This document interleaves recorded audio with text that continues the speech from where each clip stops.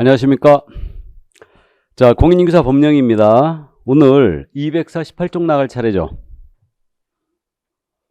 자, 248쪽 금지행위 나갈 차례입니다. 금지행위가 지금 출제 빈도가 말이에요. 32회가 빠져 있죠. 그러니까 32회 때 출제가 안 됐다는 얘기입니다. 그래서 뭐 금지행위냐 아니냐, 뭐 답은 쉽게 골라내시는데, 우리가 공부하기에는 조금 암기해야 될 게 있어서 조금 그렇습니다. 그 법제 33조 있잖아요. 조문 잠깐 읽어드립니다. 조문.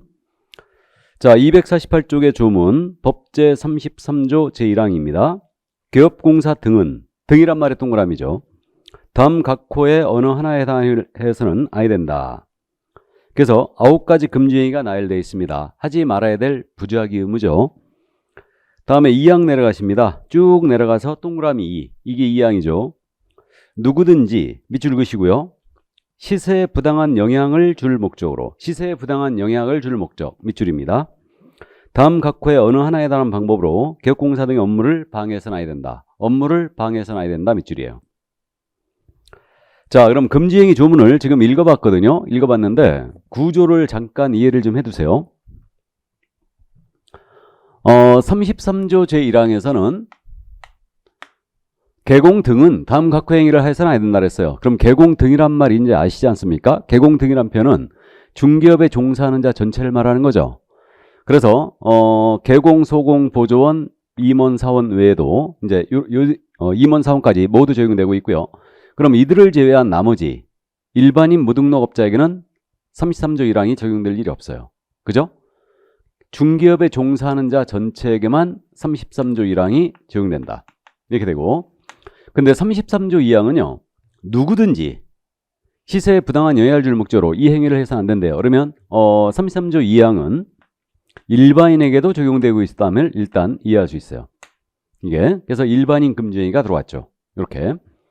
자, 그래서 이렇게 구조가 돼 있다는 거 이해를 해 두시고요. 이 금지행위는 이제 강력한 제재가 뒤따르기 때문에 이 제재도 중요합니다. 그러니까 제재를 암기를 해야 되기 때문에 두음자를 일단 딸 거예요.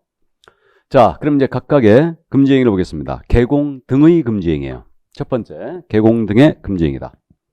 그럼 개공 등의 금지행위로서는 첫 번째가 지금 매매업이에요. 그럼 교재 지금 249조 맨 밑에 중개대상물의 매매를 업으로 하는 행위를 했어요. 매매를 업 밑줄 그시고 매자의 동그라미예요.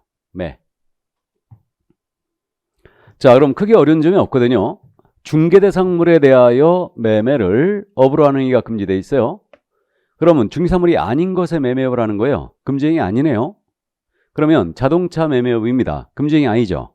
이렇게 되고 매매를 업으로 해야 된대요. 그럼 업이란 말은 우리가 중개업 용어의 정의를 공부하면서 업을 공부했는데 계속 반복성을 띠면서 불특정 다수를 상대로 영리성이 있는 행위를 했다. 이게 업이 아니겠습니까? 그래서 갑으로부터 부동산을 사서 을한테 팔아치우고 병으로부터 사서 정한테 팔고 사고 팔고를 업으로 하는 거예요. 이거 안 된다는 얘기죠. 그래서 매매업을 개호공에게 이제 터놓게 되면요, 알고 있는 정보를 이용하여 부당한 이익을 취하고 그 부동산 투기를 조장할 우려가 있다는 얘기예요. 그러니까 매매업을 전면 차단했습니다. 이렇게 돼 있는데, 그럼 매매업이 금지되어 있으니까 임대업도 금지된 행위냐? 이 문제가 있거든요. 매매업만 금지되어 있지 임대업은 금지된 게 아니에요. 그래서 이제 우리는 중개업을 허용했기 때문에 매매업은 전면 차단되어 있습니다. 임대업은 금지된 게 아니에요. 근데 잠깐 이제 참고로 속지 말아야 되는데, 그 매매를 업으로 하는 행위는 금지인데 중개대상물에 대한 매매의 알선을 업으로 하는 거예요. 매매의 알선을 업으로 했다. 장난치는 것 같지만요, 매매를 업으로 하는 행위는 금지행위예요. 근데 매매의 알선업은 이건 금지행위가 아니죠. 이건 중개업이에요. 그죠? 그래서 이제 이 정도 표현을 잘 보시고요. 자, 그럼 첫 번째 매매업 금지되어 있습니다. 넘어갑니다. 두 번째 금지행위. 자, 그래서 교재 250쪽인데 중개사무소에 개설 등록을 하지 않냐고 중개업을 영인자인 사실을 알면서 밑줄 긋고요. 그를 통하여 중개 의뢰를 받거나 중개를 의뢰받거나 밑줄 그시고 그게 자기의 명의를 이용하게 하는 명의를 이용 밑줄 긋습니다. 그리고 그 위에 여백에다가 무등록업자와의 거래 이렇게 메모하세요. 무등록업자와의 거래 이렇게 메모하시고 무자의 동그라미 무등록업자와의 거래 그리고 무자의 동그라미. 그럼 두 번째 금지행위가 무등록 중개업자의 거래 행위를 차단시켰어요. 그래서 무등록 중개업을 하는 자인 사실을 알아야 됩니다. 알면서 그를 통하여 중개 의뢰를 받거나 그에게 자신의 명의를 이용케 하는 게 금지되어 있어요. 그래서 이거는 법문만 그냥 충실히 이해하면 될 것 같거든요. 이거는 그럼 무등록업자를 통하여 중개 의뢰받다는 얘기가 이 얘기 아닙니까? 이 중개대상물을 우리 개공이 소개를 받는 거예요. 근데 이 과정에 무등록업자를 통하면 안 된다는 얘기죠. 이자의 업무 활동을 도와주지 말란 의미로 이해가 되고 있고 이자의 탄생을 막기 위해서 이게 차단되어 있는 거죠. 그럼 무등록업자를 통하여 중개 의뢰받는 순간 이건 금지행위가 완성이 된 것이고요. 이 물건에 대한 거래 성사 여부는 따지지 않습니다. 불문이에요. 금지행위로 하는 거고 우리 행위를 금지하기 때문에 그래요. 나아가서 이자에게 명의를 이용케 했다. 이건 쉽게 짐작되시죠. 갑을 간의 거래를 무등록업자가 소개했어요. 계약서를 써주게 됐거든요. 근데 자신의 명의를 넣을 수는 없잖아요. 그러니까 A의 명의를 빌리는 거죠. 그래갖고 여기다가 A가 넣어주는 거예요. 이거 넣어주지 말란 얘기예요. 그래서 한 번 정도 명의를 쓰도록 이제 해주면 안 된다는 얘기입니다. 이게 만약에 지속적으로 빌려주면 이건 대여로 갈 가능성이 있습니다. 그렇기 때문에 이거는 법문하고 법문만 충실히 이해해 두세요. 그래서 이 정도 이해하시는데 대전제는 무등록 중개업을 하는 자인 사실을 알아야 되죠. 그럼 무등록업자와 거래했다 걸리시면 어떻게 하시라고요? 몰랐다라고 오리발을 사정없이 내비시면 됩니다. 자, 그럼 그 정도 이해를 해 두시고요. 자, 다음 이제 세 번째 금지행위로 갑니다. 사례 증여 그 밖에 어떠한 명목으로도 동법 규정에 따른 보수 또는 실비를 초과하여 금품하는 행위. 자, 보수 또는 실비를 초과 밑줄 읽으시고 수의 동그라미예요.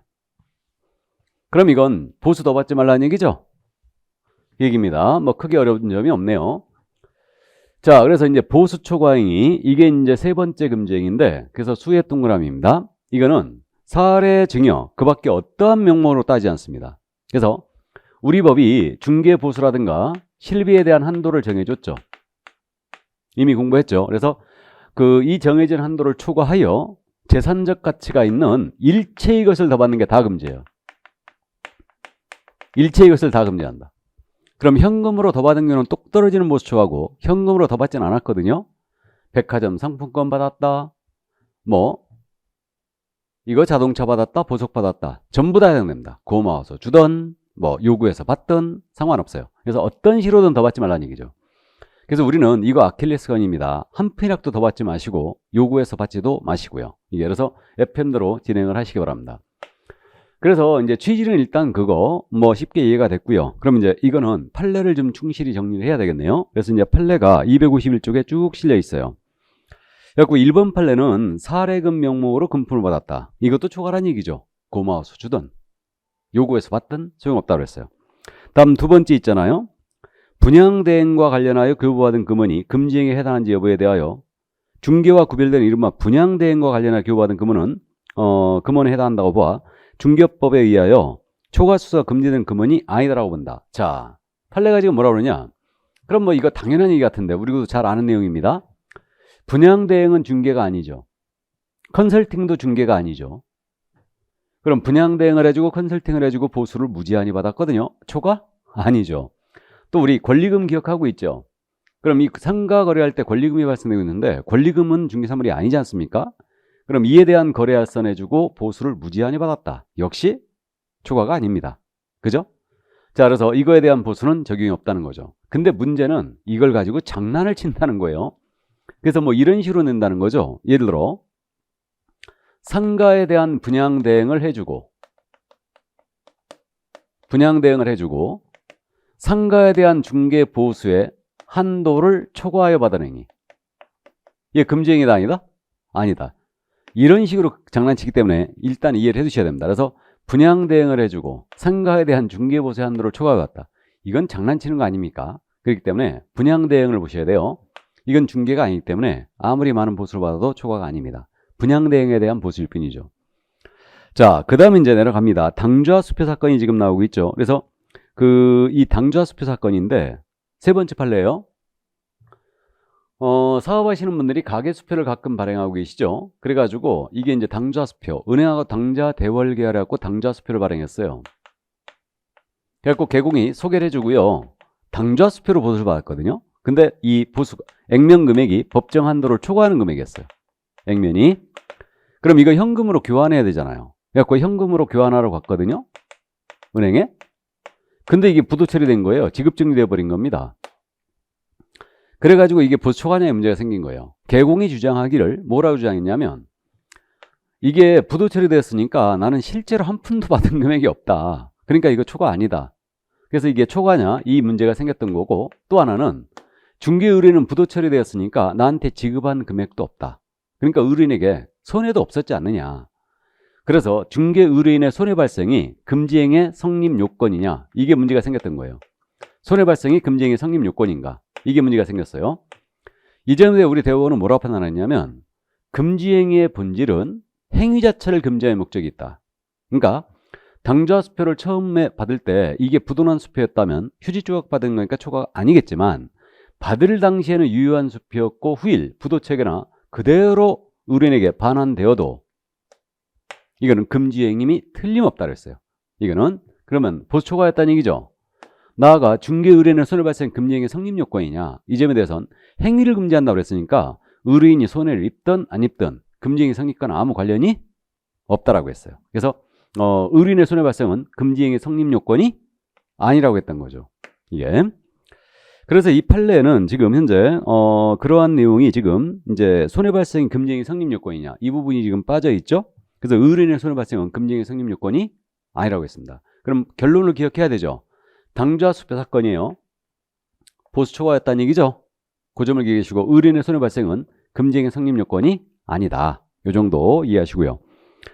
자, 그 다음에 이제 그 4번 판례는 원래 이제 보수 파트에서 나왔어야 될 내용인데 언급은 제가 했었죠. 그래서 아파트 분양권 매매 중개하면서 중개부 산정하는 지방자치단체 조를 잘못 해석했어요. 법에서 허용하는 금액을 초과한 중개보수를 수수한 경우 이거 법률의 착오에 해당하지 않는다 그랬습니다. 그래서 이게 법률의 착오란 말 참 어려운 말이 나왔는데, 이 법률의 착오란 말은 그거예요. 법이 허용하느냐 안 하느냐 이거에 대한 착오한 거예요. 형법은 어떻게 돼 있냐면 법률의 착오라는 경우에 정당한 사유가 있는 때는 벌하지 아니한다 이렇게 돼 있어요. 그리고 개업공사가 분양권 거래를 중개하면서 분양가에다가 프리미엄 합산 금액으로 받은 거예요, 이거. 그래가지고 내가 무식해서 지방자치단체 조를 잘못 해석했다 이거죠. 그래가지고 법률의 착오를 주장했어요. 이 점에 대해 법률의 착오 인정하지 않았다겠죠. 않았습니다. 개공이 중개보수 조를 잘못 해석했다. 있을 수 없는 일이죠. 그렇기 때문에 결국은 법률의 착오로 인정하지 않고 이건 보수 초과다라고 이제 처벌이 된 사건입니다. 그래서 이제 판례가 여기 실려 있는 거예요, 지금. 이렇게 돼 있는데, 그래서 결국은 이 분양권의 경우는 기납입금의 프리미엄 합산금액으로 받아야 한다. 이 사건에서 했던 얘기가 그거였어요. 그래서 법률의 착오에 해당하지 않는다. 자, 그 다음에 이제 5번 판례가 바로 이거 권리금 사건이 아니었습니까? 그래서 이 권리금에 대한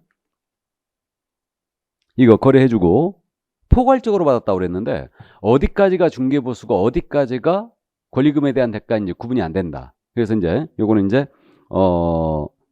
보수초과가 아니다라고 이제 판단했던 사건인데 참고하시고요. 이거는 다음 6번 판례입니다.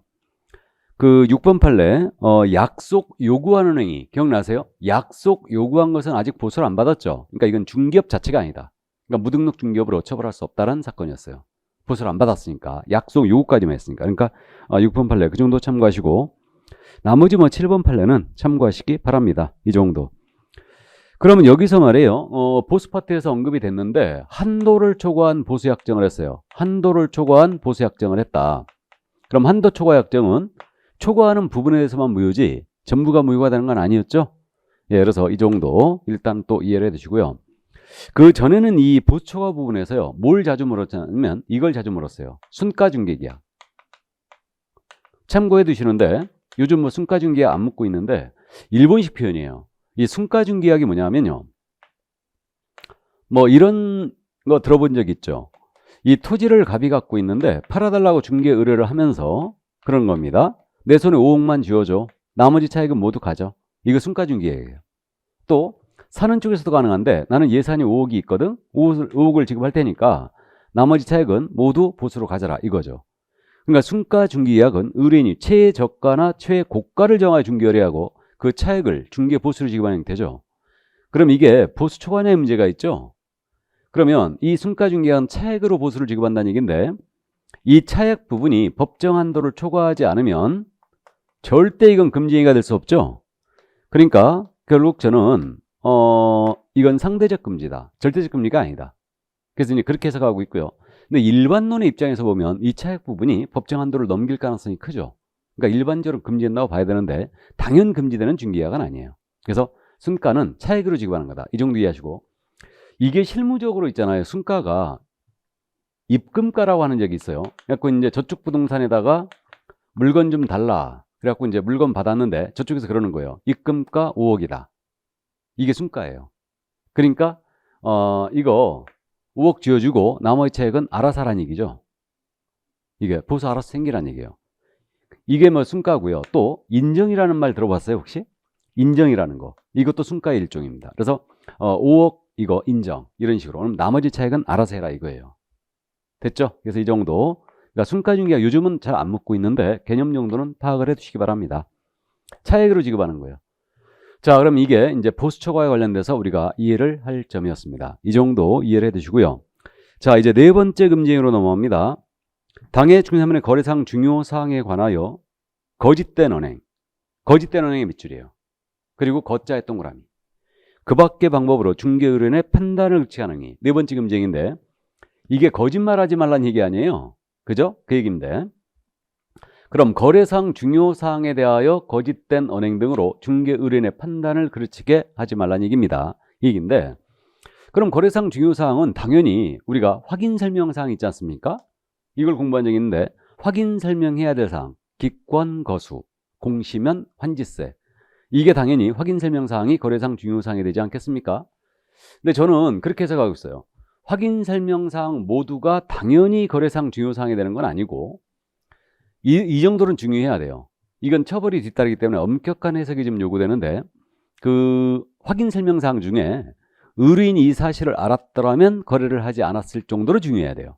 이러한 사실에 대해 거짓말하게 되면 이제 금지행위로 처벌되는 거죠. 그래서 뭐 권리관계에 대한 사항, 상태에 관한 사항, 뭐 공법상 이용자 및 거래규제 이런 것들, 여기에 대해 거짓말하면 이제 거래상 중요사항이 됨으로써 거짓말로 처벌될 수 있습니다. 최근에 판례가요, 이 거래상 중요사항에는 지금 이 판례가 우리 교재에도 실려 있는데 252쪽으로 보시면 1번 판례죠. 거래상 중요사항에는 해당 중개사물의 자체에 관한 사항뿐만 아니라 그 중개사물의 가격 등에 관한 사항들도 그것이 해당 거래상 중요사항으로 볼 수 있는 이상 포함된다 그랬어요. 그러니까 가격 등에 관한 사항 밑줄 쫙 그어놓고요. 그러니까 거래상 중요사항에는 가격에 대한 정보도 포함될 수 있다. 이렇게 이해하시는데 이게 하급 판결에서는요, 시세 정보 있죠, 시세. 시세 정보가 거의 이제 거래상 중요사항으로 이렇게 처벌한 사례들이 있어요. 시세를 만약에 속였다. 이게 전부 다 사기로 처벌했습니다. 그러니까 시세 정보도 거래상 중요사항이 될 수 있다. 이 정도 이래 주시고. 그럼 나머지 이제 그 판례들이 지금 있는데 뭐 요거는 가볍게 뭐 들어보면 바로 거짓말로 보입니다. 그러니까 이제 물건에 소송이 제기된 사실을 숨겼다. 그리고 거래시킨 거예요. 거짓된 언행 맞죠? 또 개발 계획이 없음에도 불구하고 있는 것처럼 고지하여 거래시키는 행위. 당연히 거짓말이죠. 뭐 전형적인 유형이고. 그 다음에 개발 제한구로 묶이는 거예요. 그래가지고 거래가 한산해지고 있습니다. 거래가 한산해지면서 살려는 사람도 없어요. 그런데 이걸 이 토지 사면 내가 고가로 다시 되팔아줄게. 그리고 기망하여 거래시키는 행위. 당연히 거짓말이죠. 이것의 유사 사례가 그거 아니에요? 이 토지 사면 내가 1년 내 2배로 팔아줄게. 거짓말 맞죠? 이런 거고요. 또 매도인과 짰습니다. 매도인과 짜고 아주 비싼 가격으로 팔아치우는 거예요. 짜고서 고가로 팔아치우고 그 차액을 나눠 가졌어요. 다소 비싼 값에 팔았다 하여 이게 금지행위가 되는 건 아니에요. 근데 이거 짜고 찼다는데 불법성이 있는 거죠. 매수 의뢰인에 대한 거짓된 언행이에요. 그래서 이제 이 정도 거짓된 언행의 사례들은 이 정도 이해하시는데 참고로 말이에요. 거짓말을 하게 되면 일반론의 입장에 접근하면 의뢰인이 손해볼 것이 거의 분명하죠. 그죠? 근데 의뢰인의 손해 발생은 금지행위 성립 요건이 아니라고 그랬습니다. 이거는 당좌습주 사건에서 그 얘기를 했고요. 손해 발생 금지행위 성립 요건이 아니에요. 근데 만약에 의뢰인에게 거짓말을 하여 손해까지 입혔잖아요. 그럼 이때는 타인을 기망하여 재물을 편취한 행위죠. 이게 뭐예요? 사기. 형법상 사기로 갑니다. 그러니까 결국 여기 걸렸잖아요. 거짓된 언행에 걸리면 이제 실무적으로 전부 다 이건 사기로 처벌합니다. 사기는 훨씬 세져요. 사기는 10년 이하의 징역입니다. 그리고 2천만 원 이하의 벌금이에요. 이거는. 그래서 이제 이 정도. 자, 그래서 네 번째 금지행위가 거짓된 언행으로 판단 그르치기 하는 행위였는데 여기까지가 1년짜리예요. 1-1이라는 얘기죠. 1년 이하 적던 1천만 원의 벌금. 매, 무, 수, 거. 매매업, 무등록업자와의 거래, 보수초과 거짓된 언행. 이게 1-1이에요. 이게. 자, 그래서 이 정도 이제 감 잡아 두시고요. 1년짜리다. 나머진 다 3년짜리예요. 이게. 그래서 3년의 주요한 내용에 금지행위 들어가 있기 때문에 그래서 이걸 제재 때문에 두음자를 따서 암기하는 거예요. 형벌 때문에. 자, 그러면 이제 지금서부터는 부동산 거래 질서를 문란하게 할 우려가 있는 행위들이기 때문에 이제부터는 3년 이하 적도는 3천만 원의 벌금, 3-3으로 처벌하는 금지행위입니다. 자, 그럼 다섯 번째 금지행위예요. 관계법령에서 양도, 알선 등이 금지된 부동산의 분양, 임대 등과 관련 있는 증서 등의 증서 등 밑줄 그시고 매매 교환 등을 중개하거나 밑줄 그시고 그 매매를 업으로 하는 행위, 매매를 업 밑줄이에요. 그리고 증서할 때 증자의 동그라미, 증. 자, 그러면 증서 등의 중개 매매업이에요. 이게 이제 제목을 이렇게 붙이는데 중개가 뭔지 매매업이 뭔지는 여러분들이 아십니다. 그럼 키포인트는 여기서 말하는 증서가 뭔데? 이게 문제지 않습니까? 그럼 여기서 말하는 증서는 법문의 표현이 지금 어떻게 돼 있었냐면 관계법령에서 양도, 알선 등이 금지된 부동산 분양, 임대 등과 관련 있는 증서예요. 그래서 이 증서라는 게 이제 쉽게 우리가 생각하면 여러분들이 공법 시간에 주택법을 공부하시잖아요. 주택법 시간에 주택공급질서 교란행위를 공부하고 있어요. 주택공급질서 교란행위. 이걸 공부하고 계시는데 주택공급질서를 문란하게 하는 행위라는 얘기죠. 여기서 나오는 것들이 증서다. 이 정도 이해하시면 돼요.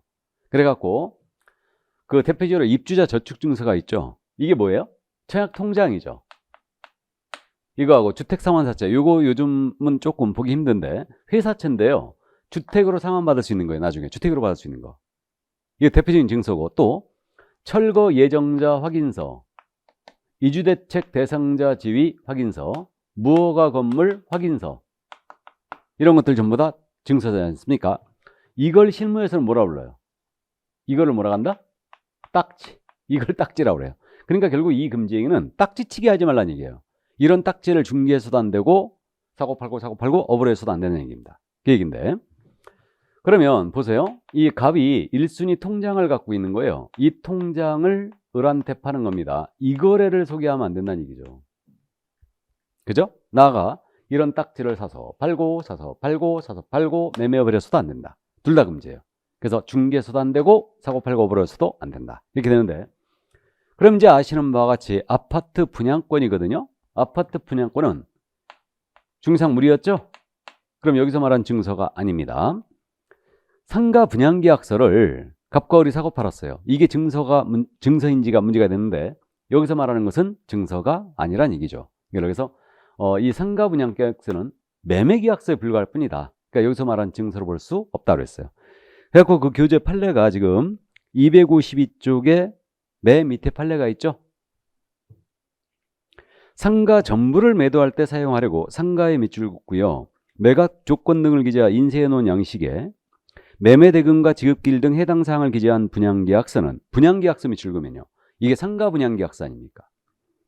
그럼 상가의 매매계약서일 뿐 부동산 중개업법 제15조 4호 현행법 제33조 제1항 제5호조 소정의 부동산 분양 임대 등 관련 증서라고 볼 수 없다. 증서라고 볼 수 없다. 밑줄 쫙 그으면 되죠. 뭐. 알아보시겠어요? 그래서 이 정도 이해를 해주시면 되겠고요. 자, 그럼 이제 253쪽에 여섯 번째 금지행위로 합니다.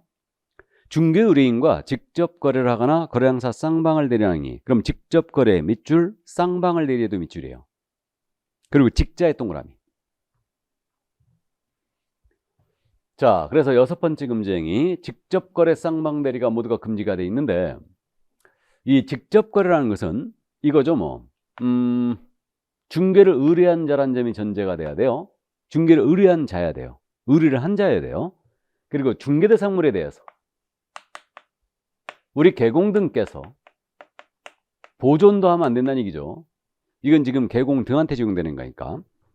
개공등께서 거래를 했잖아요. 중개사물에 대해서. 그럼 이건 전부 다 직접 거래입니다. 그럼 이 거래의 범죄는 매매든 교환이든 임대차든 지상권 설정 계약이든 지역권 설정 계약 등등등 다 포함해요. 어떤 식으로든 의뢰인과 거래하지 말라는 얘기예요. 왜? 의뢰인에게 피해 줄 우려가 있기 때문에. 그래서 이제 전면 금지를 시켰습니다. 그러면 중개 의뢰인자와 중개대상물에 대한 거래가 차단되어 있으니까 자동차 거래했거든요. 의뢰인 소유의 자동차를 개공에 매수했다. 이건 직접 거래가 아니죠. 이렇게 되는 거고, 나아가서 이거 횟수 안 따져요. 한 번 해도 직접 거래, 여러 번 해도 직접 거래, 횟수 불문. 나아가서 실수요 목적에도 소용이 없어요. 그러니까 실제로 거주할 목적으로 계약을 했다. 이것도 직접 거래예요. 나아가서 보수를 받고 하든 안 받고 하든 아무 상관이 없습니다. 그러니까 의뢰인에게 내 부동산 팔았거나 의뢰인 소유 부동산을 내가 세를 얻었거나 전부 다 해당됩니다. 이 직접 거래예요. 그러면 여기서 의뢰인과 거래한 건 아닌데 이 의뢰인의 대리인 또는 수임인과 거래했어요. 의뢰인 소유 부동산에 대해서. 그럼 대리인의 법률행위 효과는 의뢰인에게 귀속되고 있죠. 그럼 이들과의 거래는 분명히 직접 거래가 맞네요. 맞죠? 그러니까 여기서 말하는 의뢰인은 의뢰인의 대리인 포함해요. 그러니까 의뢰인의 대리인과 의뢰인 소유 부동산에 대하여 직접 거래하는 것도 다 금지입니다. 이게 되고, 자, 그런데 우리 개공이 상가 건물 한 채를 갖고 있는 거죠. 1층에 중개사무소를 열었어요. 그 다음에 2층, 3층은 사무실 임대업을 하고 있는데 어느 날 갑이 찾아와서 이거 사무실을 세를 하나 놓고자 한다. 마침 3층이 비어 있었죠. 이걸 보여주고 A와 갑 사이 임대차 계약을 합니다. 그럼 이게 직접 거래 맞죠? 자기 소유의 부동산은 의뢰인자에게 세를 놨잖아요, 지금. 그죠? 이거 피해가라고 그랬죠. 어떻게 피해간다? 옆집 B한테 얼른 간다. 얼른 가서 네 의뢰인이라 그러면 돼요. 그러니까 갑은 B의 의뢰인이 됐고 A도 B의 의뢰인이 된 거예요. 그러니까 다른 개공이 소개했다는 얘기죠. 그럼 이게 직접 거래가 절대 아닙니다. 해서 우리 판례가 다른 개업공사의 중개로 부동산을 매도하고 또 다른 개공의 소개로 부동산을 매수하는 이는 직접 거래에 해당하지 않는다. 이거 아주 잘 묻습니다. 고맙게. 그래서 이해를 꼭 해두시고요. 그래서 있잖아요. 실무적으로 손님이 이거 알고 오시는 분들 있다고 그랬어요. 직접 거래하면 안 된다는 거. 그러니까 안전빵으로 하시기 바랍니다. 이런 경우에 손님한테 브리핑 해야 되죠. 내가 손님하고 직접 거래를 못한다. 그러니까 이 물건은 B가 갖고 있다. 그러니까 B한테 가서 계약서를 쓰시고 B한테 보수를 주시면 된다라고 해야 돼요. 보수 줘야 된다는 얘기 꼭 하는 겁니다. 이거 보수 안 주려고 할 거 아니에요, 손님이. 그러니까 보수 줘야 된다는 얘기 꼭 하고 B하고 미리 합의해놔야 되죠. 반띵. 그죠? 예를 들어서 이제 이 정도 이래 주면 돼요. 그러니까 내 물건 판다, 의뢰인 소유 부동산 산다, 다른 계획은 도장 필요하다는 얘기입니다, 결론적으로. 그래서 그 점 이해하시고. 자, 그래서 이제 직접거래 주요 골자는 일단 요건데, 여기서 이제 우리가 한 가지 좀 짚어볼 점이 있죠. 우리 교재도 지금 판례 잠시 후에 제가 설명하겠습니다. 최근에 이런 사건이 있었죠. 그럼 개공이 부동산, 자기 부동산을 의뢰인에 팔았다. 의뢰인 소유 부동산을 자기가 매수했다. 본인 명의로. 그럼 이건 직접거래가 맞아요. 그럼 배우자 명의로 거래하면 어떻게 되느냐? 이 문제가 지금 되고 있는데, 그동안 우리는 배우자 물건을 거래했을 때 배우자 명의의 부동산을 의뢰인에게 매각했다. 이거 아니라고 했거든요. 왜? 국토부 유권해석이 그랬으니까. 이게. 근데 최근에 이를 뒤집는 판결이 나왔어요.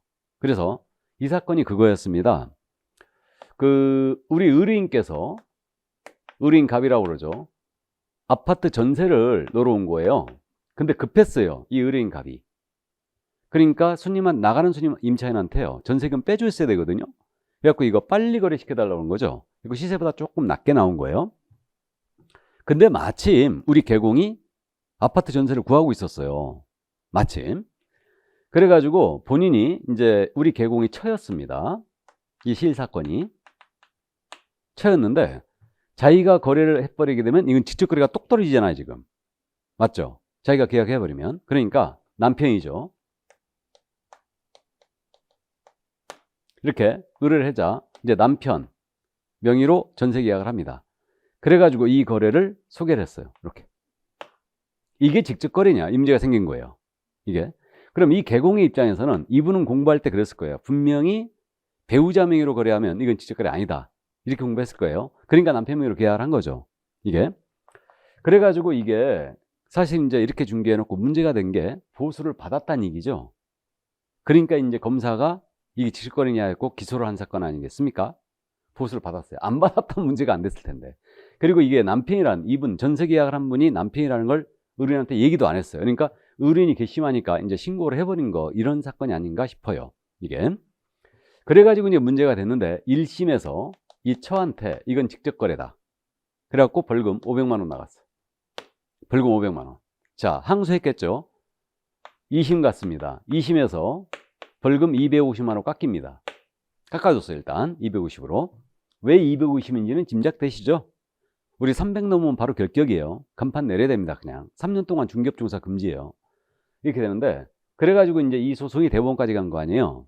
그래갖고 이제 대법원에서 뭐라 그러냐? 대법원에서 2심 판결의 손을 들어줬어요. 그래갖고 기각당했습니다. 일단.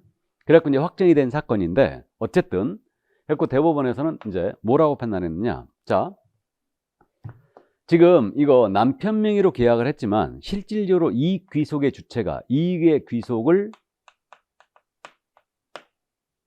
처한테 간다 이거예요. 그러니까 직접거래 금지 금지행위 취지를 봤을 때 처가 이익을 받고 있으므로 둘 다 또 부부 공동체로 이제 생활하고 있다 이거예요. 그러니까 이건 결국은 의뢰인과의 직접거래로 봐야 된다. 그래가지고 결국 250만 원으로 확정이 된 겁니다. 이게. 그래서 대법원은 결국 이익의 귀속 주체가 누구냐 이걸 가지고 직접거래 여부를 판단했는데, 우리가 뭐 대학 강의는 아니지만 솔직히 이 판례를 저는 지지할 수가 없습니다. 근데 이제 뭐 솔직히 1심, 2심, 3심 이렇게 이제 뭐 세 법원에서 전부 다 이거 직접거래 했으니까 제가 뭐 뭐라 할 말은 없지만, 그래도 법률적인 관점에서 봤을 때 이제 고명하신 우리 판사님들이 판단한 사건이지만 조금 지지하기가 힘든 그런 내용이 아닌가 싶어요. 솔직히. 그러나 이제 우리는 이해해 두셔야 돼요. 그러니까 이제 이제는 배우자 명의로 거래했을 때, 배우자 명의의 물건을 거래했을 때 의뢰인과 이게 과연 직접 거래일까 아닐까? 약간 애매해졌어요. 그러니까 이런 판례가 나왔기 때문에 결국은 이제 배우자는 못 물어보지 않겠는가 이런 생각이 조금 들긴 합니다. 여러분, 일단은 그럼 배우자 명의로 거래해도 직접 거래로 판단할 여지가 있다는 얘기죠? 그렇게 해줘야 된다는 얘기입니다. 배우자 명의로 거래도. 그래서 그 정도 이해해 두시는데, 그럼 거기 판례 보실래요? 이제 중요 판례가 몇 개 있는데, 그 1번 판례 있지 않습니까? 1번 판례는 그거예요. 개업공사가 의뢰인과 직접 거래하는 행위를 금지하고 있는 바, 개업공사에 대하여 이 규정을 적용하기 위해서는 먼저 개업공사가 중개의뢰인으로부터 중개 의뢰를 받았다는 점이 전제돼야 돼요. 의뢰를 받은 의뢰인이어야 돼요. 그리고 이 규정에서 금지하는 직접 거래하는 것은 개공이 의뢰인으로부터 의뢰받은 매매, 교환, 임대차 등 같은 권리의 득실을 변경하는 행위에 직접 상대방이 되는 경우를 의미한다 그랬어요. 이 얘기를 어떤 사건에서 했냐면요. 이게 알아만 두세요. 이거 한 번도 안 물어보겠는데, 토지를 택지로 조성하여 분양해 준 사건이에요. 이게 택지 조성 분양 사건이었는데 알아만 두시기 바랍니다. 이 사건이 어떤 사건이었냐면 이거였어요. 자, 이 토지를 갑이 갖고 있는데 이 토지를 개공이 삽니다. 사는데 계약 조건을 어떻게 걸었냐면, 이 토지를 사가지고 대금을 줘야 되는데 이걸 내가 포크랜드를 갖고 형질을 변경하겠다. 형질 변경은 지목 변경이라는 거 아시죠? 그러니까 택지로 조성하겠다는 얘기예요. 이 토지를 개발해가지고 택지로 조성하고 분할한 다음에 250평, 300평 택지로 분할하는 거죠. 그래갖고 한때 그 전원주택지로 250평, 300평이 한참 유행했죠. 지금도 아마 이제 비슷한데, 어쨌든 이렇게 분할한 다음에 하나하나 내가 분양을 한다. 분양을 하고 분양대금이 들어오잖아요. 그러면 확정금을 토지대금으로 지급하겠다. 지급하고 나머지 차익은 내가 모두 갖는다. 이게 택지조성 분양사건이었어요. 이게. 이 사건에서 문제가 됐던 게 두 가지였습니다. 하나는 이게 과연 갑소유의 토지를 매수했으니까 이게 직접 거래냐, 의뢰인과의 문제가 됐고, 또 하나는 이게 보수 초과냐, 확정금 지급하고 나머지 차익을 개공이 모두 가졌죠. 이게 보수 초과냐, 이게 문제가 생겼던 거예요.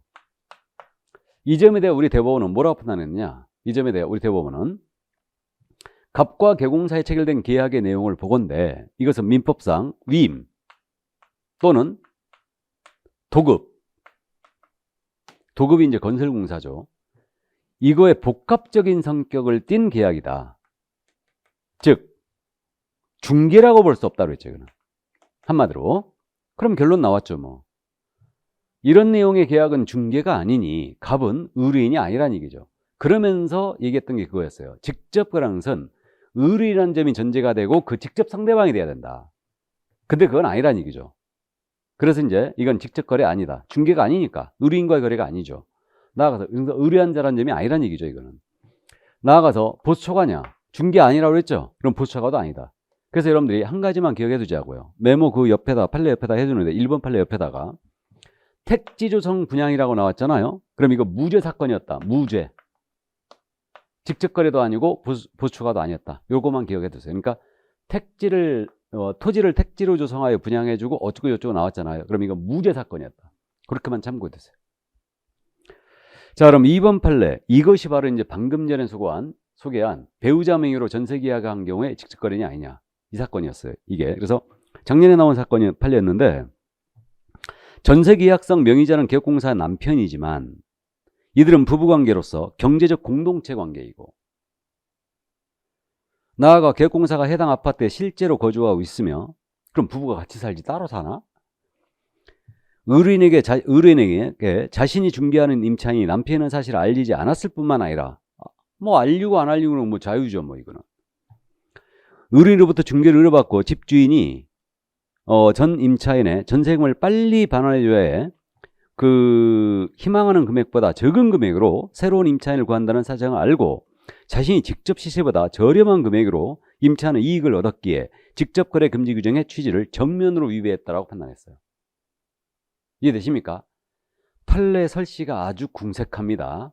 법 논리적으로 보기에는 조금 무리가 있는 그런 이제 판례였어요. 어쨌든 좋습니다. 그래서 이제 남편 명의로 거래했다. 전세계약다. 이건 직접 거래 봉단이게요. 다음 이제 3번입니다. 3번 판례는 이제 그거죠. 이 사건. 그러니까 이제 요 대리인, 수임인 포함인다는 그 판례였고요. 4번 판례 있지 않습니까? 이거 아닙니까? 다른 경우의 소개로 부동산을 매수하는 행위는 직접 거래가 아니다. 그래서 그 3번, 4번 판례 아주 잘 내용이고 5번 판례 중요하죠. 그러면 의뢰인과 직접 거래했다. 그러면 직접 거래한 행위 자체는 무효가 되느냐? 이 계약이 무효가 되느냐? 이 문제. 무효는 아니라는 얘기죠. 그래서 우리 직접 거래를 금지하는 규정은 강행 규정이 아니라 단속 규정이다. 그러니까 효력 규정이 아니라는 얘기죠. 효력 규정이 아니고 단속 규정에 불과하다. 그래서 5번 판례 이해를 꼭 해두시고요. 자, 그래서 직접 거래에 대한 내용을 다 봤는데 여기서 지금 그러면 잠시 자기계약을 잠깐만 짚어드리고 합니다. 자기계약. 교재는 이 내용이 없는데 그 자기계약은 여러분들이 민법 시간에 들어봤잖아요. 자기계약이 뭐냐 하면 대리인의 신분을 가진 자가 거래 상대방의 지위를 겸하는 거죠. 대리인이자 상대방이 된 거예요. 이게 자기계약이거든요. 그러니까 이게 뭔 얘기냐면 이거 아닙니까? 갑이요 개업공사 A한테 중개 의뢰합니다. 아파트 팔아줘 하면서 의뢰하면서 대리권까지 수여했어요. 그러면 개공이 의뢰인의 대리인이 된 거죠. 물건 보안인가 싸고 좋은 거예요. 사버린 거죠. 그러니까 대리인인 자가 거래 상대방의 지위를 겸한 게 자기계약이라 그래요. 그럼 민법은 자기계약 원칙적으로 금하지만 당사자의 동의가 있으면 허용되지 않습니까? 우린 동의불문 금지행위죠. 결국 의뢰인 소유의 부동산 매수한 거 아니에요. 맞죠? 그러니까 자기계약은 직접거래가 금지되는 거 맞습니다. 직접거래예요. 이거는 이해만 해두시고. 자, 그 다음에 이제 쌍방대리가 금지되어 있어요. 254쪽으로 갑니다. 그럼 쌍방대리는 양쪽을 대리하는 게 안 된다는 얘기예요. 그럼 이 얘기죠, 지금. 갑을 간의 거래를 A가 소개하는데 계약서 쓰게 됐거든요. 근데 갑자기 갑이 격리당했대. 못 나오신대. 그래갖고 대리권 수여했어요. 을 역시도 격리를 당했답니다. 그래갖고 대리권 수여했어요. 그러면 개공이 양 당사로부터 정권을 위임받아서 혼자서 북치고 장구치고 다 해버린 거죠. 이게 쌍방대리 아닙니까? 그럼 민법상 쌍방대리 원칙적으로 금하지만 당사자의 동의가 있으면 민법은 허용하죠. 근데 우리는 동의불문 금지라고 그래요. 왜? 한쪽 의뢰인에게 피해줄 우려가 있기 때문에. 그래서 동의불문 이건 금지가 되는 겁니다. 그러면 일방으로부터만 대리권 수여받고 즉 갑으로부터만 대리권 받고 을과 계약해 준 거예요. 이건 금지행위가 아니죠. 일방대리는. 그러니까 실무적으로 뭐 오피나 원룸 같은 거 있죠. 이건 일방대리 많이 하죠. 주인분들이 거의 안 오십니다. 이렇게 되고요. 그래서 일방대리는 가능합니다. 그러면 계약의 이행에 대한 쌍방대리가 금지행위가 되느냐 이 문제예요. 잔금 지급과 등기 서류 교부. 이건 금지행위가 아니죠. 잔금의 이행과 등기 서류 교부 행위는 쌍방대리도 상관이 없습니다. 그죠? 이건 금지행위가 아닙니다. 그러니까 계약서 쓸 때 양쪽을 대리하여 계약 쓰면 안 된다는 얘기예요. 그 얘기입니다. 어느 한쪽으로 있는 게 피해줄 우려가 있기 때문에. 자, 그래서 직접거래 쌍방대리를 다 살펴봤어요. 그럼 이제 7번째 금지행위로 가볼까요? 탈세된 관계법령을 위반할 목적으로 소유권 보존 등기 또는 이전 등기를 하지 아니한 부동산이나 등기를 하지 아니한 부동산 밑줄이에요. 관계법령의 규정에 의하여 전매 등 권리의 변동이 제한된 부동산, 권리의 변동이 제한된 부동산의 밑줄이에요. 이것을 매매를 중개하는 등 부동산 투기를 조장하는 행위, 투기를 조장해도 밑줄입니다. 그리고 투자의 동그라미. 자, 그러면 이제 투기 조장 행위로 제목을 붙였는데 두 가지 유형이 있네요. 투기 조장의 유형이. 탈세 등을 목적으로 미등기 부동산의 전매를 중개했거나 법령의 규정에 의하여 권리의 변동이 제한된 부동산의 전매를 중개했어요. 그럼 투기조장으로 처벌합니다. 그럼 이게 그거 아니겠습니까? 갑으로부터 우리 부동산 매수했는데 자기 앞으로 등기 안 치는 거죠. 탈세하려고. 그리고 이제 병한테 바로 팔아치우는 거예요. 이걸 인식을 하면서 도와주지 말라는 얘기죠, 이거. 미등기 전매 행위자임을 인식하면서 도와주지 말라는 얘기예요. 그럼 이때 을이 갑으로부터 매수하기를 10억에 매수했는데 팔기는 9억 5천에 팔았어요. 이거 5천만 오히려 손해봤죠. 그럼 이자가 전매 차익을 못 얻으면 개공도 투기조장 피해가느냐. 우리는 행위를 금지한다고 그랬죠. 그러니까 전매 차익 불문, 이건 금지행위예요.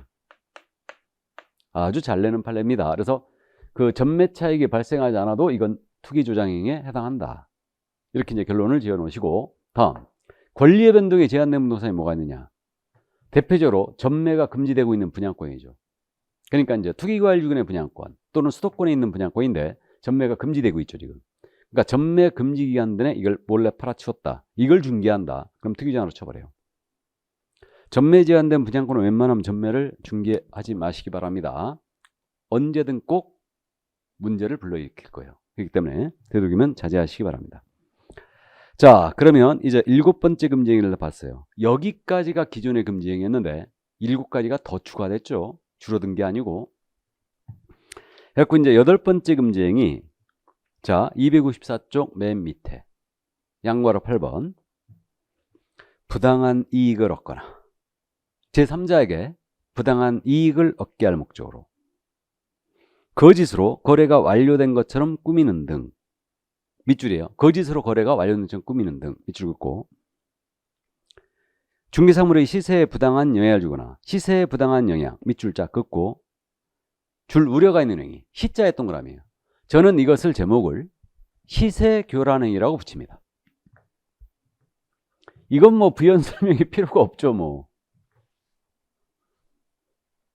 우리 개공 등이 부당한 이익을 얻거나 소유자에게 또는 제3자에게 부당한 이익을 얻게 할 목적으로 거래가 완료된 것처럼 꾸미는 등 시세에 부당한 영향을 주거나 줄 우려가 있는 시세 교란하고 있잖아요, 지금. 그러니까 이 얘기죠, 뭐. 아파트 단지 여기 32평형이에요. 이게 지금 현재 시세가 10억인데 15억으로 끌어올려야 되겠다.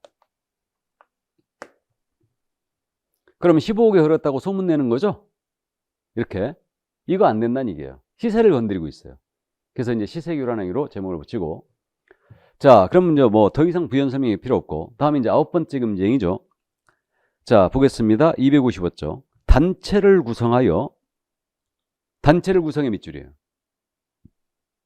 특정 중개사물에 대한 중개를 제한하거나 중개를 제한의 밑줄이에요. 그리고 단자의 동그라미, 단자. 단체할 때 단.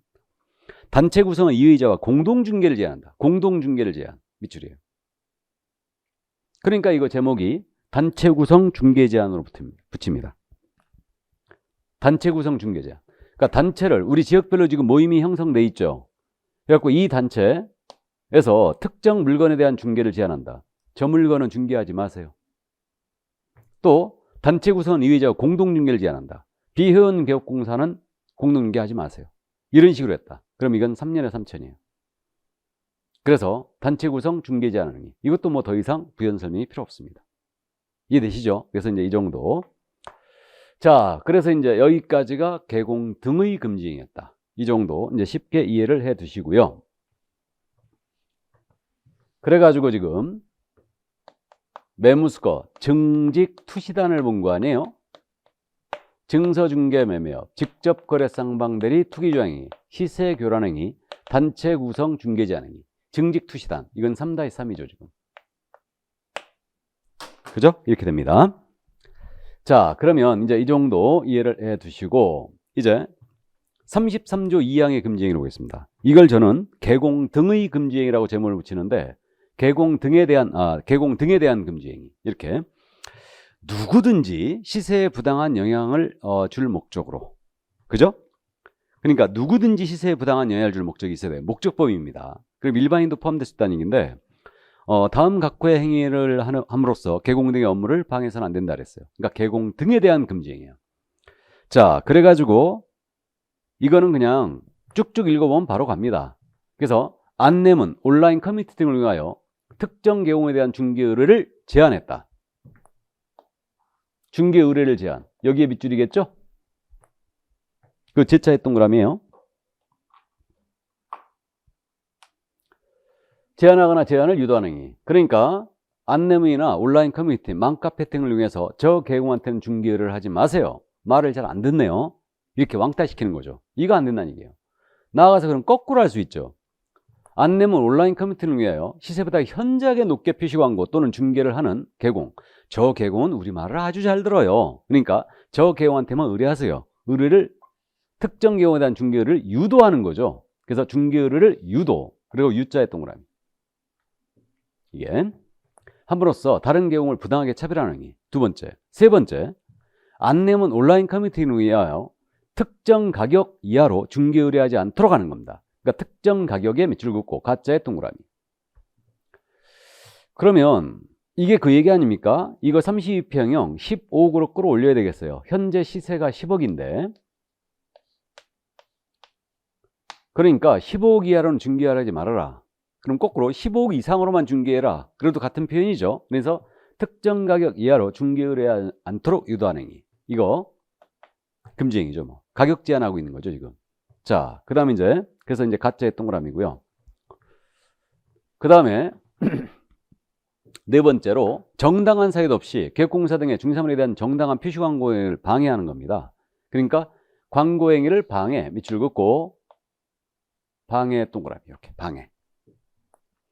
그러니까 이 얘기 아닙니까? 이 아파트 지금 시세가 32평이 10억이거든요. 그러니까 개공이 10억에 광고 나갔어요. 이걸 허위 광고라고 신고해 버리는 거예요. 광고업체에다가. 이거 안 된다는 얘기예요. 그래서 이렇게 이제 이런 행위를 하면 안 된다는 얘기예요. 이런 정당한 표시 광고를 방해하는 게 안 되고. 자, 그 다음 마지막으로 그러면 시세보다 현저하게 높게 광고하도록 강요를 합니다. 그래서 강요, 광고하도록 강요, 밑줄 긋고 강자의 동그라미죠. 대가를 약속하고 시세보다 현저하게 높게 표시 광고하도록 유도했다. 그러니까 그 얘기 아닙니까? 당신이 이거 15억에 광고 안 나가면 왕따 시킬 거거든?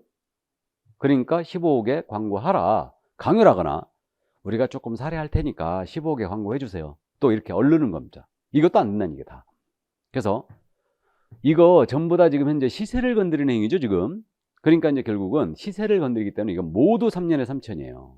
이거는. 그래서 이게 두음자 딴 게 이제 암기를 하자는 얘기인데 지금 두음자 따놓은 거 동그라미 친 거를 순서를 약간 바꾸면 유가강제 방해로 암기할 거예요.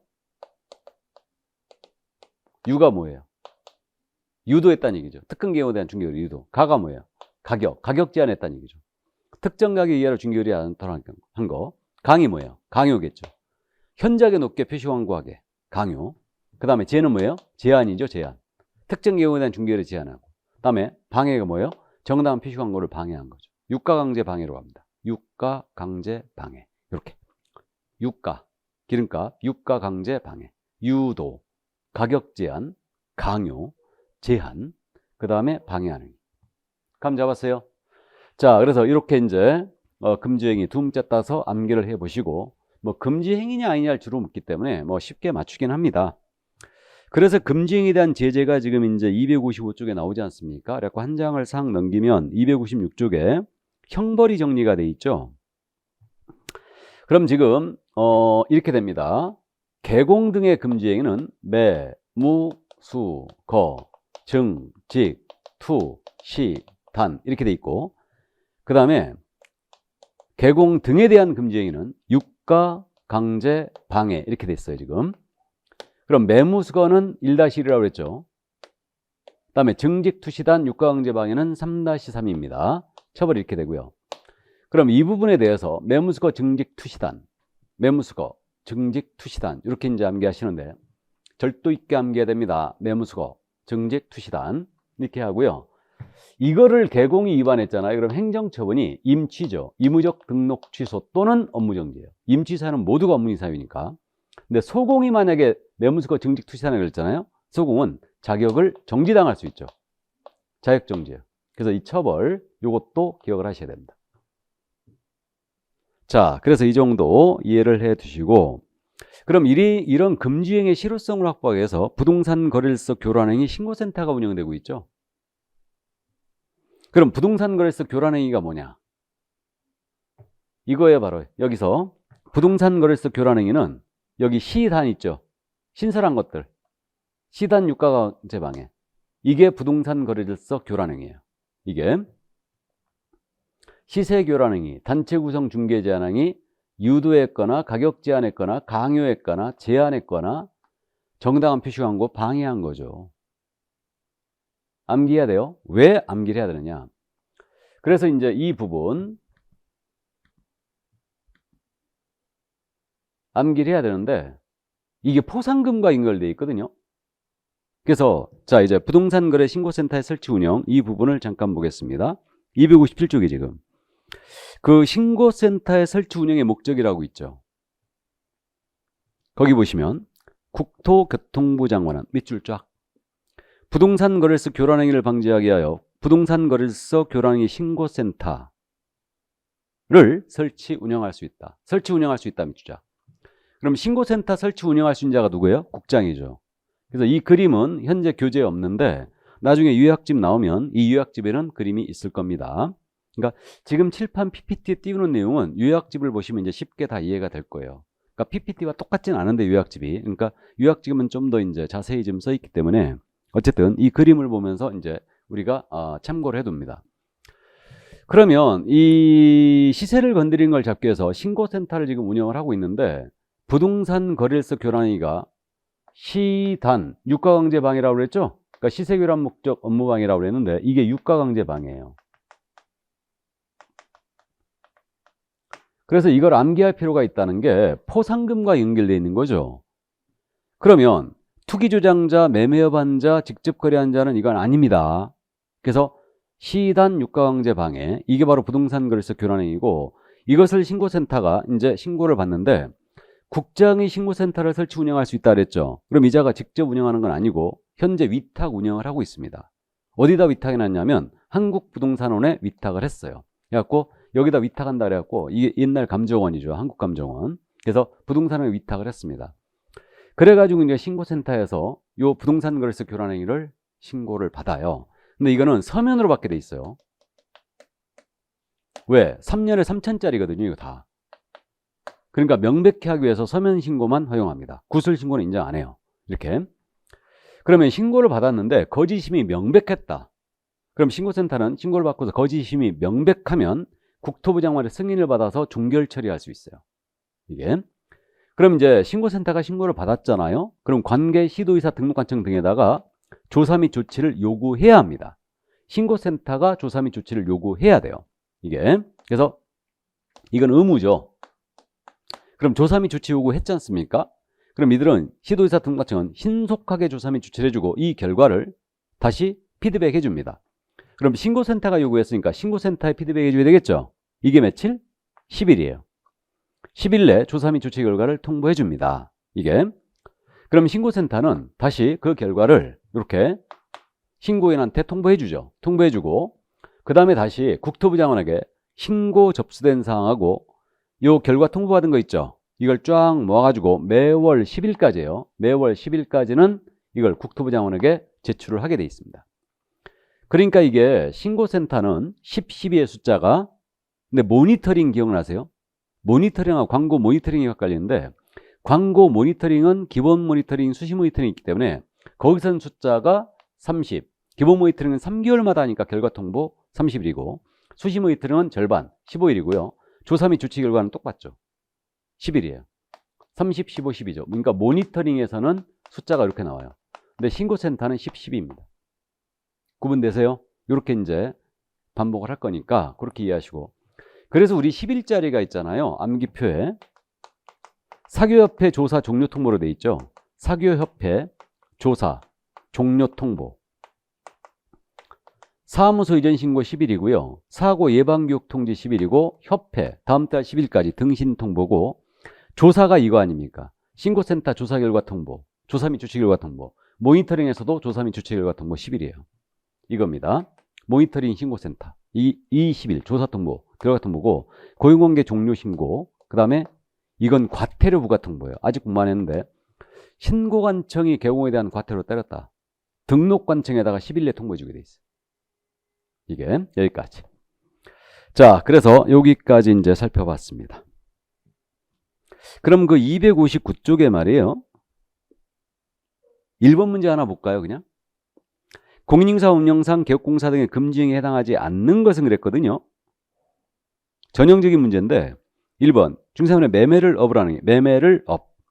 금지행위 맞죠? 1-1이고 2번 중개를 의뢰한 거래항사 쌍방을 대리하는 쌍방대리 3-3이죠. 금지행위고 3번 개업공사가 중개 의뢰인의 대리인과 직접 거래했다. 대리인과의 거래는 직접 거래 맞다고 그랬죠. 그럼 3-3이고 4번 전매 제한을 받지 않은 아파트의 거래를 중개했다. 전매 제한을 안 받는 아파트 거래 중개했대요. 당연히 이건 정당한 중개활동이죠. 그럼 4번 정답이고 5번입니다. 개업공사가 무등록 중개업을 영위자임을 알면서 자기의 명의를 이용하게 하느니 무등록업자와의 거래죠. 1-1이죠. 정답 4번이었습니다. 자, 그럼 여기까지 하고 잠시 좀 쉬었다 할까요? 예, 잠시 쉬도록 하겠습니다.